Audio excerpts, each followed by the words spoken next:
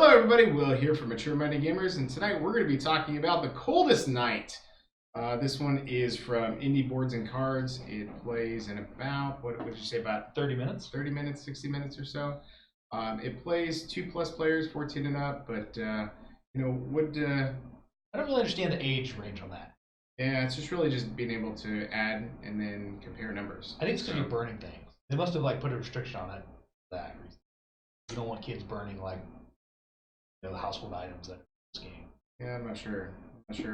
This game is from, like I said, Indie Boards and Cards.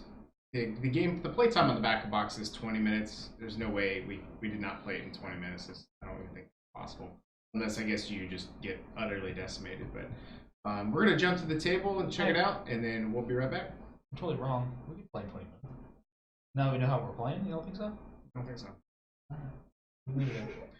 We're going to jump to the table, and we're going to check out the game. Bickering like old wives is going to be perfect. I know. That is your kindling deck. And then your frostbite deck is there, and this is your start cards. You have turn reference cards you pass out to each player that summarizes how to play and the different cards and the abilities on them. These tokens up here are your lucky find tokens. And these you can acquire as you play cards if you meet certain requirements, and they have effects on the back that do different things. That one has +1 heat, but you just leave them there in front so you can all access them. And to start out, you deal each player 3 kindling cards. And you cannot show you can just keep them to yourself. Yeah, you can't show anything. You don't show your fellow people. This is a cooperative game. You're basically trying to keep the fire burning and keep from getting frostbite, and use all the cards in the deck basically to win. My daughter Sophia here is going to join me for this game. Hello. All right, so we start and we go clockwise. Would you like me to start, or would you like to start out today? You're gonna start. Okay, so when you get your cards, they have a burn value and an ash value. You also have your starting fires here, and so the burn value is 2, 2, and 3, which is for a total of 7. So that's our 7 is our burning value right now, and it has to be greater than the ash value on the card that you're trying to play. So the wooden spoon only takes a burn rate of 2. I don't really necessarily want to play it right now. I want to play something that isn't so strong. So we're going to go ahead and play the wooden paperback. The thing is, it has a bad ability on it, or a greatest ability. It's an obstacle that the team has to overcome, is what they're considered to be. This one says, remove the card with the highest heat value from the fire pit instead of the one on the rightmost. And so typically when you play a card, you can play a kindling card until the pile is up to 4, and then you can't play any more. And then after that, your turn, your main phase is over, then the fire dwindles down. So you take the one on the farthest right out of the game and put it into the discard pile. Now this grace effect says instead of doing that, you take the one with the highest burn rate, which already was there. The logs is at 3, so the effect didn't hurt us at all. We burnt the logs and we moved down. And next you check for frostbite, and you incur frostbite if you have less than 3 cards down here, which we have 3, so we don't have any frostbite. Now I draw my kindling card. You draw 1 at the end of your turn.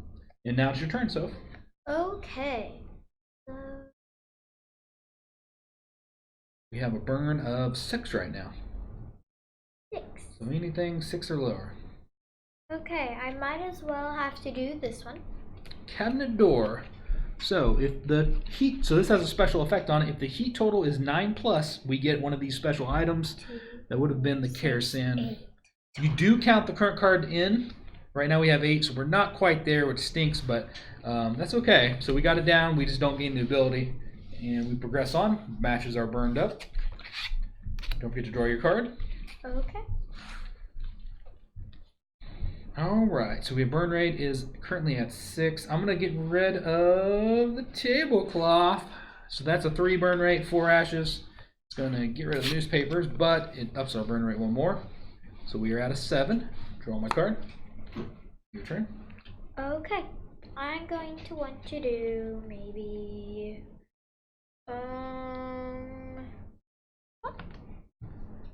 bed sheets. That works. That's not a bad card. It's a 7, so it's hard to get out, but we have it, so that's perfect. So draw your card. Burn rate is a 7 still. You have to draw your card. So I'm going to play the wooden spoon, not the greatest card. It's just my choices aren't the best right now. So wooden spoon is out. We lose a burn. So now we're only at a 6. Hoping for a good draw. Your turn. Okay. I'm going to put down this card. Table leg. What's its ability? Burn 1. Remove an additional card from the right of the fire pit. I burn number 1. Well, no, you got to burn an additional card to the right, so you actually lose these 2. But you at least will have 5 then, right? Yes, but you are going to take frostbite, just so you know. Wait, what? Yeah. Okay, I don't want to do that now. Now, I'm going to do this card. It takes a 7, though. We only have a 6, so you can't.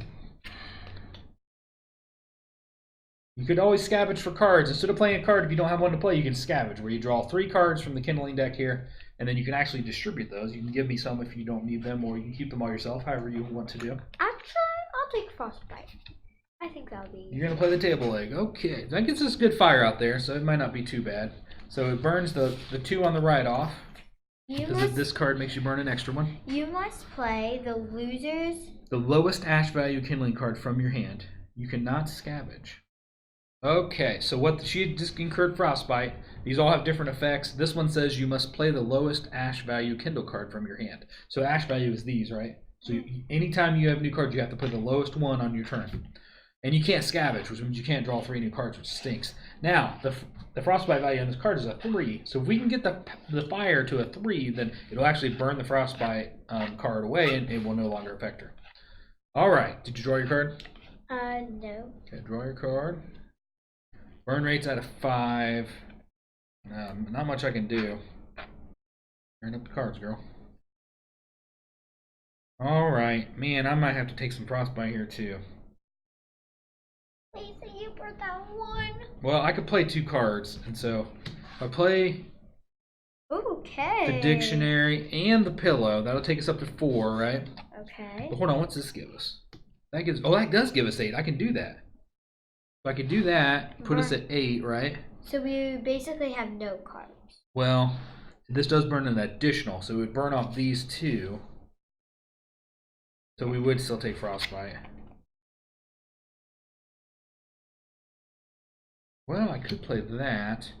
Ooh, that would work. Oh, no, I can't play that because we already did 4 on the table. Yeah. Now this equals 11. The ash rate, but not the burn rate. I'm thinking maybe that's not a good move. Let's backpedal here a second. So I play the dictionary, and then I'm going to actually play pillow, which remove the card with the highest value from the pile instead of the one on the right. So that will get rid of the table leg. We still keep 3 cards out. We don't take a penalty. And it's your turn. Okay. I'm going to put down. We got a 5 burn right now. I guess we could put down this one. Nope, we only got 5, honey. It takes a 7. And this one. The rags, or the blinds, I mean. Alright, that works. So get rid of the spoon, keep the blinds out. Was that your lowest ash value card? You have to always play your lowest ash value card. Yes. Okay, you're good then.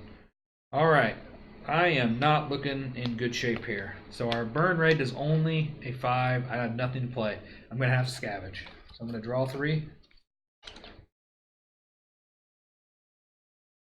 Oh, jeez Louise. I'm going to give you that because I think it might help you on your turn. Okay. And then we burn the dictionary off. We have. I take a frostbite. We have 2. Don't draw a kindling card at the end of your turn. Dang. Alright, it's your turn. Wait. This, which takes away my frostbite. 1, 2, 3. You are right. We have 3 burning power. Can it take off yours? Yes, it does. We both lose them. Excellent job. Yay! That is awesome. Alright, so you played. See, the greatest on this says, okay, you can play another card. Do you have anything that can play for 3 burn? For 3 burn? Yeah. Three ash. I mean, I'm sorry. 3 ash. Yeah. No, you don't. Okay. So No. that's it. So that's over. So that burns off the pile. You do take a frostbite. Another one. What's that one say? The boons. Your boons do not trigger. It takes a 6 fire. Okay. We might be able to acquire that. So. All right, my turn. Oh, I got The it. burn rate's killing us is the problem. We have nothing that burns that low. Like, I have nothing to play, so I'm gonna have to draw. Got nothing. Okay. I got nothing. This burns off. We got 1 fire rate left. You got anything that plays with 1? Don't you get a frostbite? Oh yeah. Yeah, right. You cannot be given kindling cards by other players. You cannot use lucky find tokens. Okay, my turn. Yep. I guess I might as well have to put down this card. We only have one burn, honey. That takes a 4. If you got one that has 1 ash, you can play it, and that's it. 4 Otherwise, 0. you got to scavenge.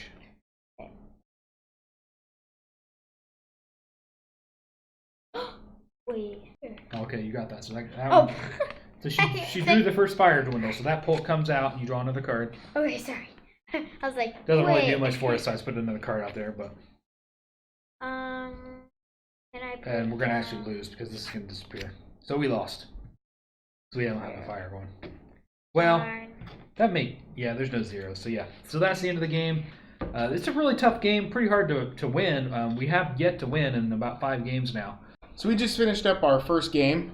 We got about halfway through. We had a little bit of camera issues, but we got that fixed up, and I think we've got some better quality moving forward. But we got to play the Coldest Night. What did you actually think about the game, Eric? I liked it. I think it's a really good gateway game. I think it fits everything that I wanted. I think it does everything that I would want a quick and easy to learn game to do. It's obviously not too complicated. It's easy to learn. The instructions were the biggest downfall for me. They were kind of hard to understand. Some of the cards need label better. So like when I was first learning how to play and setting up the kindling deck and all that stuff, it's a little bit confusing.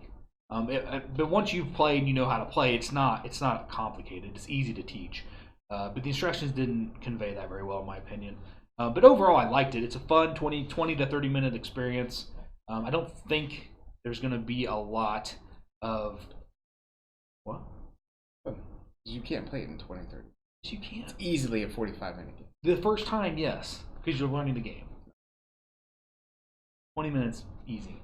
If we played again, this would be our 3rd game. I guarantee we'd have it done in 20 minutes. Possibly. The more players that you have is going to add to the player count. It should have said that. Maybe 15 minutes per player. Maybe a little bit. I don't know, because you're using the deck faster then. So does it really matter how many players? You're still drawing from the same deck, which is going to eventually end the game. It's not adding any more cards to the deck when you add players.